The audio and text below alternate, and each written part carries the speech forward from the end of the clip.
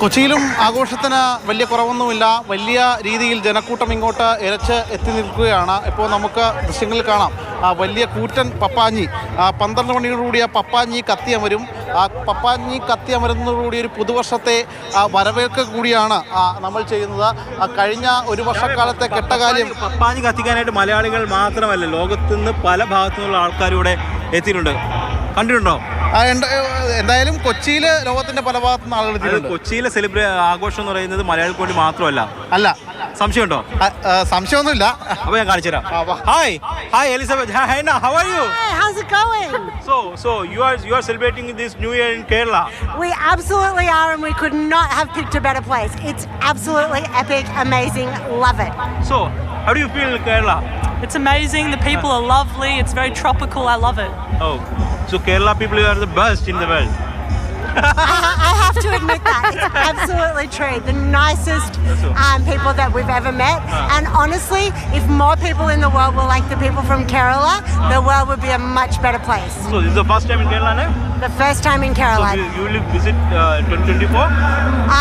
I will absolutely be back in 2024. So what's your resolution 2024? What is my intention or resolution for 2024? To be more like the people from Kerala. Okay. Yeah. Oh, so you are?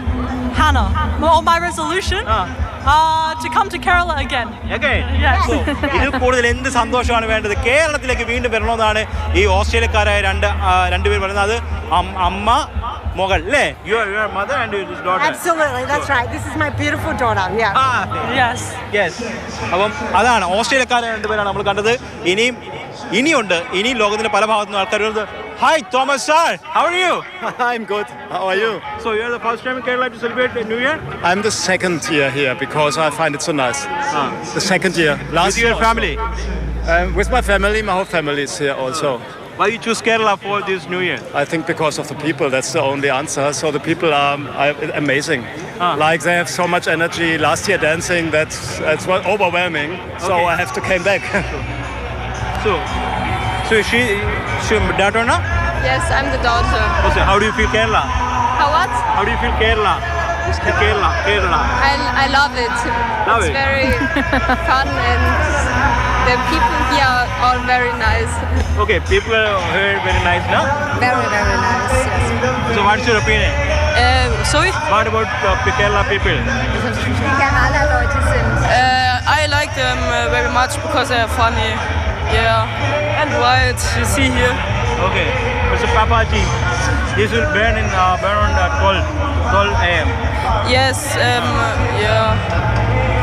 To the Burning Man sehen möchtest. Yes, I want to see the Burning Man. It's very high and yeah. തീർച്ചയായിട്ടും ഇതിൽ കൂടുതൽ എന്ത് ആഘോഷവും സന്തോഷമാണ് മലയാളികൾക്ക് വേണ്ടത്. കാരണം അവർ പറയുന്നത് പറഞ്ഞാൽ മലയാളികളെ പോലെ നല്ല മനുഷ്യന്മാർ ലോകത്ത് വേറെ എവിടെയും ഇല്ല എന്നുള്ളതാണ് അവർ വീണ്ടും കേരളത്തിൽ. ഇപ്പോൾ ഓസ്ട്രേലിയക്കാർ പറഞ്ഞതെന്ന് പറഞ്ഞാൽ 24 റെസൊല്യൂഷൻ എന്ന് പറയുന്നത് വീണ്ടും കേരളത്തിലേക്ക് എത്തുമെന്നുള്ളതാണ്. അത്തരത്തിലുള്ള ആവേശമാണ് ഈ വിദേശികളായിട്ടുള്ള ആൾക്കാർക്ക് പോലും കേരളത്തിൽ നിന്നുണ്ടായിട്ടുള്ളത്. നമുക്ക് ഈ മലയാളികൾ എന്താണെന്നുള്ളത് ശ്യാം നമ്മളോട് പറഞ്ഞു തരും. ശ്യാമിലേക്ക് മൈക്ക് പോവുകയാണ്. എന്തായാലും അരുൺ ശങ്കർ ഇപ്പോൾ നിരവധിയായിട്ടുള്ള വിദേശികളെയാണ് പരിചയപ്പെടുത്തിയെങ്കിൽ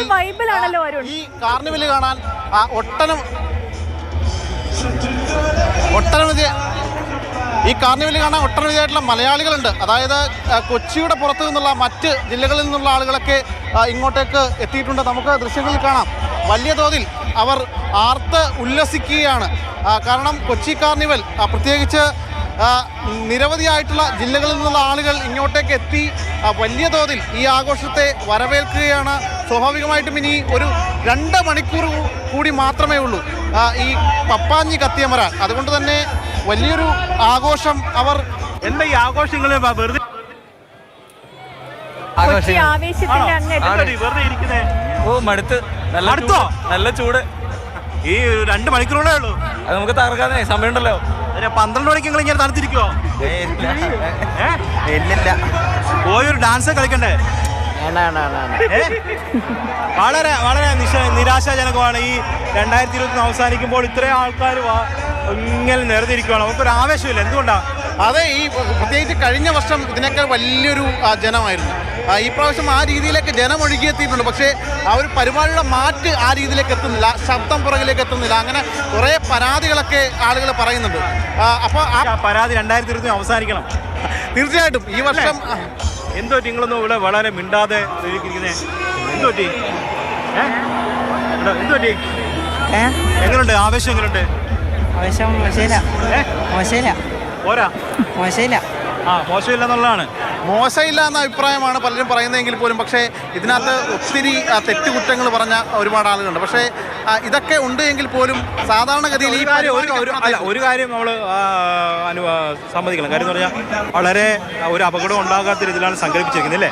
തീർച്ചയായിട്ടും. കാരണം കൃത്യമായ രീതിയിൽ ഇവിടെ ഫോർട്ട് കൊച്ചി എന്ന് പറയുന്നത് പഴയ ഫോർട്ട് കൊച്ചിയല്ല, ബീച്ച് മൈതാനമൊക്കെ എടുത്തുപോയി. പണ്ട് ബീച്ചിലായിരുന്നു ഈ പപ്പാഞ്ഞിയെ കത്തിക്കുന്നത്. അത് മാറി പിന്നീട് ഇങ്ങോട്ടേക്ക് മാറ്റി. പക്ഷേ ഇവിടെയും വലിയ തോതിൽ കൺസ്ട്രക്ഷനൊക്കെ നടന്ന് കെട്ടിടങ്ങളായി. ഈ കെട്ടിടങ്ങളായി കഴിഞ്ഞപ്പോഴത്തേക്കും ഫോർട്ട് കൊച്ചി ഗ്രൗണ്ടുകളിൽ ഉൾക്കൊള്ളാവുന്നതിലധികം ആളുകൾ ഇങ്ങോട്ടേക്ക് വന്നതോടുകൂടിയാണ് കഴിഞ്ഞ വർഷം ഒരു ദുരന്ത സമാന സാഹചര്യം ഉണ്ടായത്. അതുകൊണ്ട് തന്നെ ഈ പ്രാവശ്യം പോലീസും മറ്റുമൊക്കെ വലിയ തോതിൽ കർശനമായ നിർദ്ദേശങ്ങളാണ്. ആ നിർദ്ദേശങ്ങളുടെ അടിസ്ഥാനത്തിൽ തന്നെ ആയിരിക്കും അവർ പക്ഷേ വലിയ തോതിലേക്ക് ക്രൗഡ് ഇങ്ങോട്ടേക്ക് ഇരച്ചെത്താൻ. പാട്ട് കേട്ടിട്ടുണ്ടോ?